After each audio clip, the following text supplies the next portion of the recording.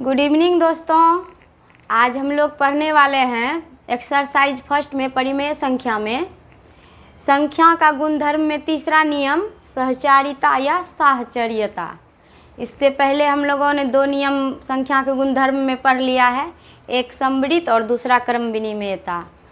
तो इसमें भी हम लोग पूर्ण संख्या और पूर्णांक और परिमेय इन तीनों में देखेंगे कि योग, व्यवकलन, गुणन और भाग में कौन कौन सहचार्यता है। ठीक है, तो चलिए सबसे पहले पूर्ण संख्या में देखते हैं कि वह सहचारिता है या नहीं। ठीक है, पूर्ण संख्या, पूर्ण संख्या में कौन सा देखेंगे? योग वाला पहले। तो पूर्ण संख्या किसे कहते हैं? गिनती की संख्या में अगर हम शून्य को शामिल कर लें तो वो पूर्ण संख्या हो जाती है, जैसे 0, 1, 2, 3, 4, जिससे हम अनंत तक ले जा सकते हैं। ठीक है दोस्तों, तो चलिए देखते हैं योग में। तो सहचारिता का सबसे पहले नियम क्या होता है, इसे समझ लेते हैं। सहचारिता का नियम होता है कि कोई भी तीन संख्या लेंगे, पूर्ण संख्या जैसे अभी हम पढ़ा रहे हैं, तो इसी में भी कोई भी तीन संख्या लेंगे। जैसे मान लीजिए हमने संख्या ली A, B और C। ठीक है, तो इसे हम अगर योग में पढ़ रहे हैं तो इसका नियम क्या हो जाएगा? A plus B plus C, फिर इधर बराबर दे के A plus B plus C। अब यहाँ पे क्या होगा, ध्यान देने वाला बात ये है कि इसमें अगर हम पहले A और B को जोड़ते हैं उसके बाद C को जोड़ते हैं, ठीक है, और इधर हम B और C को जोड़ते हैं उसके बाद A को जोड़ते हैं, तो दोनों का जो आंसर होगा वो समान होना चाहिए। ये फ़र्क नहीं पड़ना चाहिए किसे हम पहले जोड़ रहे हैं। ठीक है, किसी को भी हम पहले जोड़ें लेकिन आंसर समान आना चाहिए। मान लीजिए B और C को हम पहले जोड़ रहे हैं और A को बाद में जोड़ रहे हैं, तो उतना ही आंसर आना चाहिए जितना कि अगर हम A और B को पहले जोड़ने के बाद C को जोड़ते हैं। ठीक है, तो चलिए देखते हैं। ये हमारा सहचारिता में हमेशा तीन संख्याओं का प्रयोग होता है। तो योग में भी देखेंगे तो तीन संख्या ले लेते हैं, A, B और C के बराबर कौन कौन होता है। मान लीजिए पूर्ण संख्या भी हम पढ़ा रहे हैं तो A बराबर भी पूर्ण ही लेंगे और B बराबर पूर्ण संख्या ही और C बराबर पूर्ण संख्या ही। A बराबर मान लीजिए पूर्ण संख्या में हमने 3 को लिया और B बराबर हमने 4 लिया और C बराबर 2 लिया। ठीक है, तो अब इस नियम पर हम बैठा के देखते हैं कि ये हमारा आता है या नहीं। ठीक है, चलिए इसका आंसर जो है समान आता है कि नहीं। तो A बराबर हमने 3 लिया तो लिख देंगे 3 प्लस B बराबर 4 है, 4 को लिख देंगे, और प्लस C है तो C को बराबर 2 है तो दे देंगे। फिर इधर A बराबर 3 प्लस 4 प्लस 2। अब इन दोनों का मान देखना है कि बराबर आ रहा है कि नहीं, क्योंकि इसमें तो हम 3 और 4 को पहले जोड़ रहे हैं और इसमें 4 और 2 को पहले जोड़ रहे हैं, तो आंसर फिर भी हमारा समान आना चाहिए।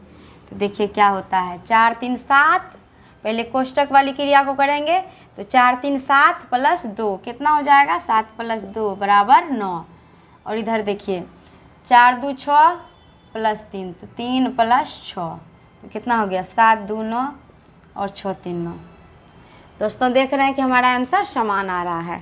तो इसका मतलब क्या हुआ कि यह पूर्ण संख्या जो है योग जो है हमारा पूर्ण संख्या के अंतर्गत सहचारिता है या सहचारी है। ठीक है, चलिए तो अब इसमें हम ये चीज़ हम लिख देते हैं कि तीन पूर्ण संख्याओं के लिए योग, अतः 3, क्योंकि हमने 3 संख्याएं ली है तो यह इसलिए 3 लिखेंगे। अतः 3 पूर्ण संख्याओं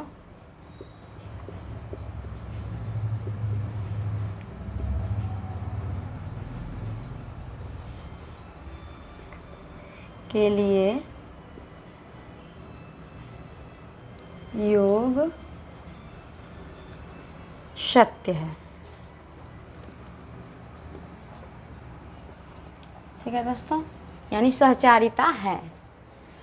तो आपने तो यह योग में सहचारिता देख लिया, इसके बाद हम व्यवकलन में देखेंगे वह हमारा सत्य होता है या नहीं। ठीक है, चलिए देखते हैं।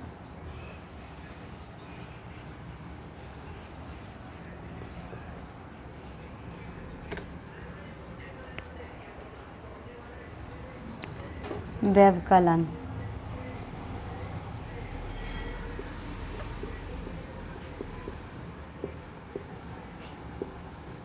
यानी घटाव। तो इसमें हमारा यही 3 संख्या रहेगा। पूर्ण संख्या में भी a plus B a b और c। तो व्यवकलन के लिए तो यहाँ पे हम घटाव कर लेंगे, तो क्या हो जाएगा हमारा नियम, a माइनस बी माइनस सी बराबर a माइनस बी माइनस सी।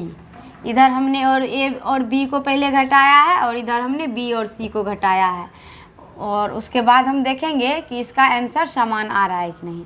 तो a और b और c को हम पूर्ण संख्या के अंतर्गत लेंगे। तो a बराबर अगर हमने मान लीजिए 5 लिया और b बराबर हमने 3 लिया और c बराबर 2 लिया, ठीक है। तो चलिए अब बना के देखते हैं कि इसका आंसर क्या आ रहा है, बराबर आ रहा है या नहीं।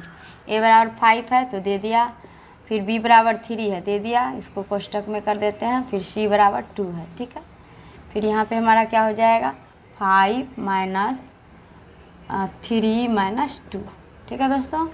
तो चलिए अब इसको घटा के देखते हैं। 5 में से 3 गया 2, फिर माइनस 2, ठीक है। फिर यहाँ इधर भी पहले कोष्टक वाली क्रिया करेंगे।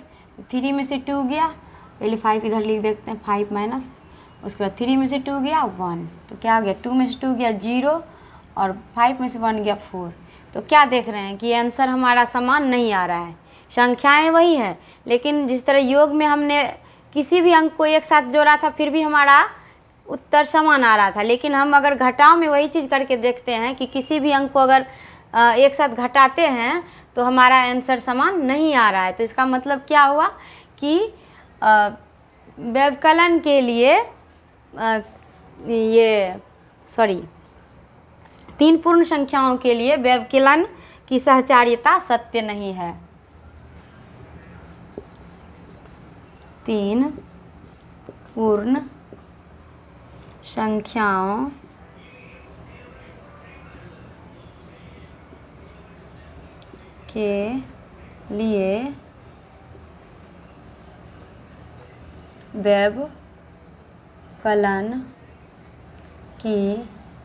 व्यवकलन की सहचार्यता सत्य नहीं है।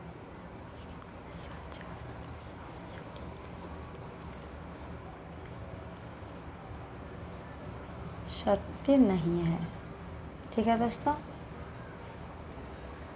नहीं है। 3 पूर्ण संख्याओं के लिए व्यवकलन की सहचार्यता सत्य नहीं है। हम लोग देखेंगे इससे अगली वाली क्रिया गुणन, ठीक है दोस्तों। चलिए देखते हैं कि उसमें हमारा ये नियम सत्य होता है या नहीं, ठीक है। और पूर्ण संख्या में ही हम गुणन को भी लेंगे। तो चलिए पहले इसको मिटा देते हैं, उसके बाद देखते हैं गुणन वाली क्रिया। गुणन यानी गुना। तो इसमें हमारा नियम क्या हो जाएगा, a गुना b, इसको कोष्टक में कर देंगे, गुना c। फिर इधर क्या हो जाएगा, a गुना, इसको कोष्टक में कर देंगे, b गुना c। हमारा ये नियम हो जाएगा गुणन के लिए। तो चलिए अब a और b को जो है हम a, b और c को पूर्ण संख्या के अंतर्गत लेंगे। तो a बराबर अगर हमने लिया है 2, b बराबर 4 और c बराबर 3। तो अब करके देखते हैं कि ये हमारा सत्य होता है नहीं। तो 2 गुना b बराबर 4 है, 4 दे देंगे, फिर c बराबर 3 है, 3 दे देंगे, बराबर a बराबर 2 है, 2 दे देंगे, गुना 4 गुना 3, ठीक है दोस्तों। चलिए अब करके देखते हैं। b बराबर 4 था इसलिए 4 लिया है, c बराबर 3 था इसलिए 3 लिया है, ठीक है। तो चलिए अब देखते हैं करके कि बराबर आ रहा है कि नहीं। 4 दूना 8, पहले कोष्टक वाली क्रिया करेंगे। तो 4 दूना 8 गुना 3, ठीक है। फिर इधर 2 गुना कोष्टक वाली क्रिया क्या हो जाएगी, 4 तिया 12, तो क्या हो गया 8 तिया 24, और इधर भी 12 दूना 24। तो क्या देख रहे हैं दोस्तों कि हमारा आंसर जो है ये बराबर आ रहा है। तो इसका मतलब क्या हुआ कि 3 पूर्ण संख्याओं के लिए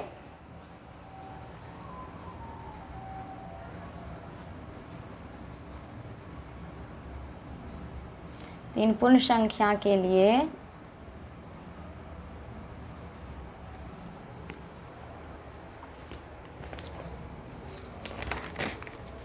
गुणन की सहचार्यता सत्य है।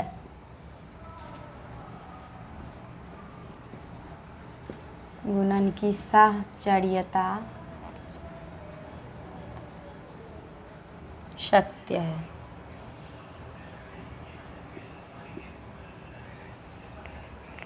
ठीक है, यहाँ तक तो आप लोगों को समझ में आ गया होगा। अब इससे अगली वाली क्रिया हम लोग भाग करके देखते हैं, उसमें हमारा ये आंसर समान आ रहा है कि नहीं। ठीक है, तो चलिए करके देखते हैं क्या होता है।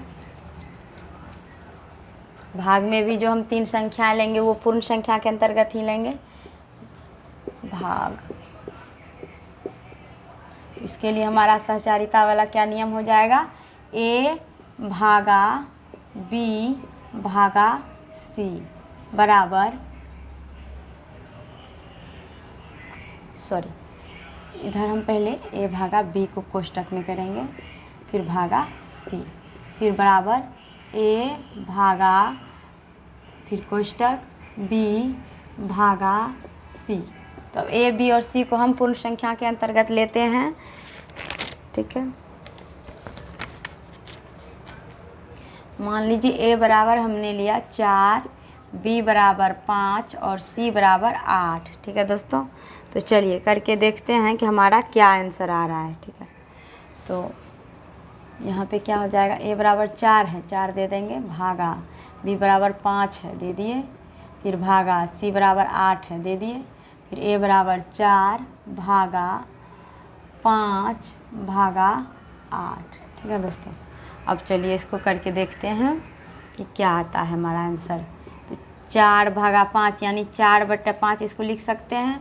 फिर इसको हम भागा को गुना में बदलेंगे तो क्या हो जाएगा हमारा, 8 है तो इसके नीचे में क्या कुछ नहीं है तो क्या समझेंगे, 1 है, तो ये क्या हो जाएगा हमारा 1/8। कैसे हुआ दोस्तों कि भागा की क्रिया को अगर हम गुना में बदल देते हैं तो हमारा ये उल्टा हो जाता है। जैसे 8/1 था तो इसका उल्टा क्या हो जाएगा, 1/8। ठीक है, फिर इधर देखिए, इधर भी 4 भागा 5/8 है, तो इसको ये तो हम इस तरह से लिख सकते हैं 5/8। ठीक है, लेकिन अगर इसी को हम गुना में करते हैं तो हमारा क्या हो जाएगा, 4/5 गुना 1/8 बराबर 4 गुना, ये उलट जाएगा क्योंकि गुना में बदलने पर हमारा संख्या जो है वो उलट जाता है। तो क्या हो जाएगा 5/8 का 8/5। ठीक है, तो चलिए अब देखते हैं आंसर हमारा क्या आता है। 4 दूना 8 यानी 1/10 इधर हमारा आ रहा है, 1 ऊपर में है और 5 गुना 2, 5 दूना 10, और इधर क्या हो जाएगा 8 चौका 32, क्योंकि कटने वाला नहीं है इसलिए नहीं काटेंगे, 8 चौका 32/5। तो क्या देख रहे हैं दोस्तों कि हमारा आंसर जो है वो समान नहीं आ रहा है। इसका मतलब क्या हो गया कि तीन पूर्ण संख्याओं के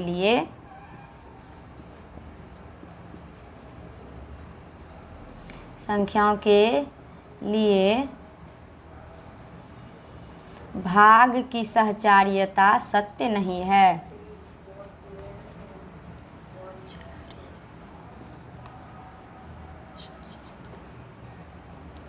सत्य